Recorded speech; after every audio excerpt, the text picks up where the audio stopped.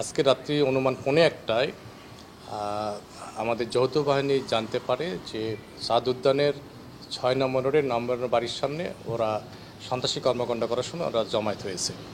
এই সংবাদ পেয়ে যৌথ বাহিনী প্রতিভাবে তথে আমরা ওখানে মুভ করার সঙ্গে 6 নম্বর মাথায় পৌঁছানোর সঙ্গে সঙ্গে আমরা দেখতে পাই 9 নম্বর মাথায় আনুমানিক বেশ কিছু ইয়াং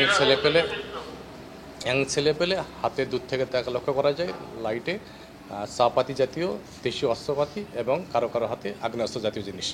এটা পেয়ে যখন আমরা এগিয়ে যাই তাদেরকে স্যান্ডার করতে বলি, তখন তারা কেউ 9 নম্বর বাসায় ঢুকে পড়ে এবং ছাদে উপরে ওঠে। আমরা এগিয়ে যে পারবো তাদেরকে আমরা বলি স্যান্ডার করার জন্য, তারা স্যান্ডার না করে বরং আমাদের লক্ষ্য করে যৌথ বাহিনী লক্ষ্য করে গুলি করা শুরু করে। গুলি করার এক পর্যায়ে তাদের ভিতর থেকে কেউ আমাদেরকে ইট মারা শুরু করে। এই পরিস্থিতিতে তখন সেনা কর্মকর্তা এবং পুলিশ কর্মকর্তাদের জীবনমান রক্ষা করার স্বার্থে তখন আমাদের পক্ষ থেকেও ফায়ার করা হয়। এক পর্যায়ে ফায়ার থেমে গেলে আমরা 9 নম্বর বাসায় ঢুকে পড়ি, তাতে 5 জনকে বাসার বিভিন্ন অ্যাঙ্গেল থেকে আটক করি।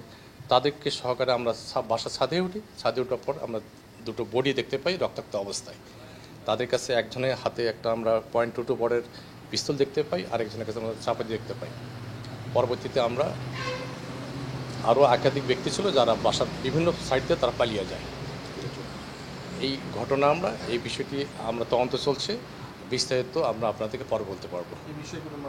এই ব্যাপারে মামলা প্রক্রিয়াতে যে ডেড বডি আমরা পোস্টমর্টমের জন্য সরকারি হাসপাতালে পাঠানো হয়েছে এবং মামলা তদন্তাধীন বা মামলা প্রক্রিয়াধীন বা মামলা হিসাব প্রক্রিয়াধীন। অল্প সময়ের মধ্যে আমরা আইনগত যাবতীয় ব্যবস্থা করা হবে, উদ্যোগ কর্মকর্তা ভিজিট করবে এবং আরও বিস্তারিত আমরা পড়তে চাই। হ্যাঁ, এই ঘটনায় সেনাবাহিনীর একজন ক্যাপ্টেন এবং একজন তাদের সদস্য আরেকজন সদস্য তারা আহতপ্রাপ্ত হয়েছেন। তারা চিকিৎসার জন্য সাউথ হসপিটালে আছেন, ফার্স্ট এড দেওয়া বা চিকিৎসার জন্য ওখানে আছেন।